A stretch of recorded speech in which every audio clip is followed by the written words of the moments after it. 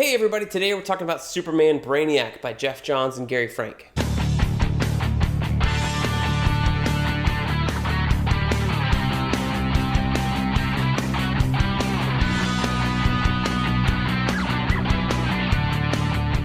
Hey everybody, welcome back to BK's Bullets. Today we're talking about Superman Brainiac by Geoff Johns and Gary Frank.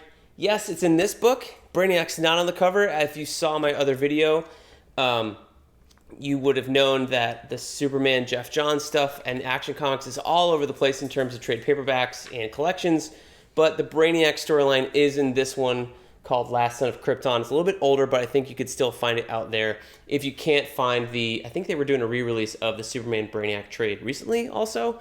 I could be wrong, so don't quote me, but if you search for it, you will find it in here if this is still available. So not a bad deal. Of course, it does have the Last Son storyline in here too, which is awesome. We've already reviewed that on the channel with the Last Son deluxe edition review. You can go watch that, right?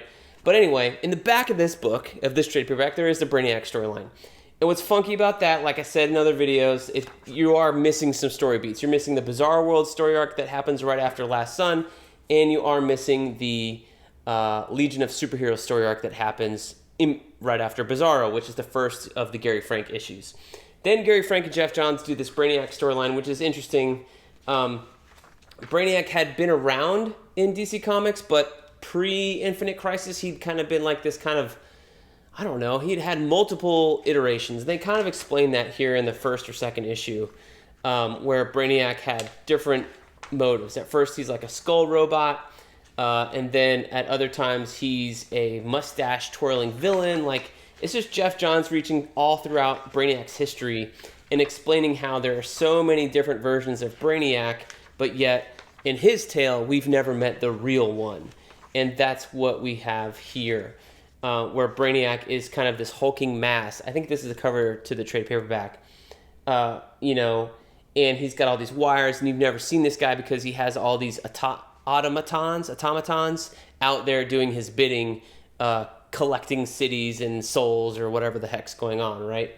But it is this the skull ship of the 60s coming back, I think, of the Silver Age. So that's fun. But you do have these Brainiac robots running around, getting people in the head with their tendrils and things like that. That's fun. All in all, I think this is one of the weaker Geoff Johns storylines. I feel like he started off really strong with Last Son, with the Kubert brother, and then the Brainiac one and Legion of Superheroes were okay. They're not my favorite.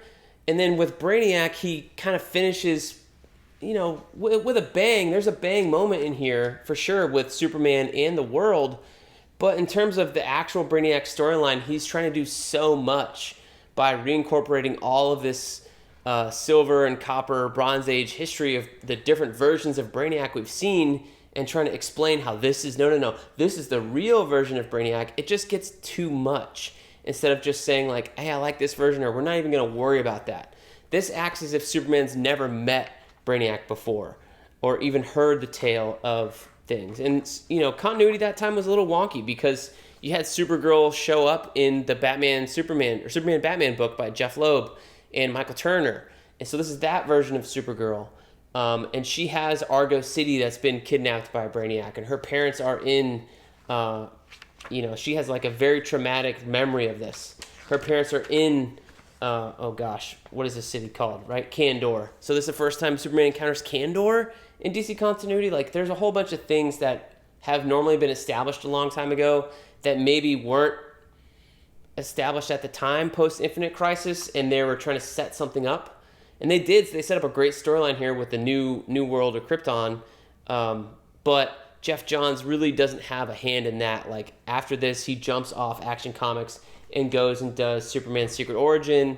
And then, shortly thereafter, it reboots, right? And he just kind of focuses on Green Lantern as a writer. I think Justice Society of America was still being released at that time. But, there's some fine moments. I think the art is the best thing about this storyline.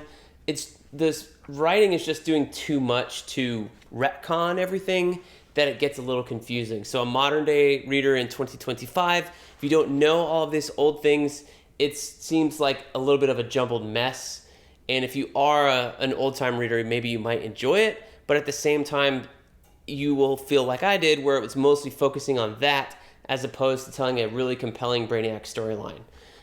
There's 2 moments in here at the back that I don't want to spoil. One of them has to do with Superman's parents.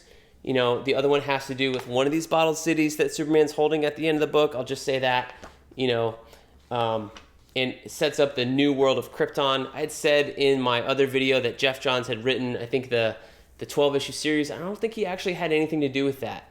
I think it was Greg Rucka and James Robinson that wrote that. I got confused because Gary Frank was on the cover, right? So Jeff Johns steps away from Superman after this to focus on Superman's Secret Origin, and I guess the New 52 relaunch. I don't know, but overall, the Superman Brainiac storyline is, I guess it's notable for the event it launched back in, I guess it was 2008, 2009, and not necessarily for its storyline itself. So those are my thoughts on the Superman Brainiac storyline by Jeff Johns and Gary Frank. Let me know if you love it down below in the comments, and we'll see you guys next time in the Funny Pages.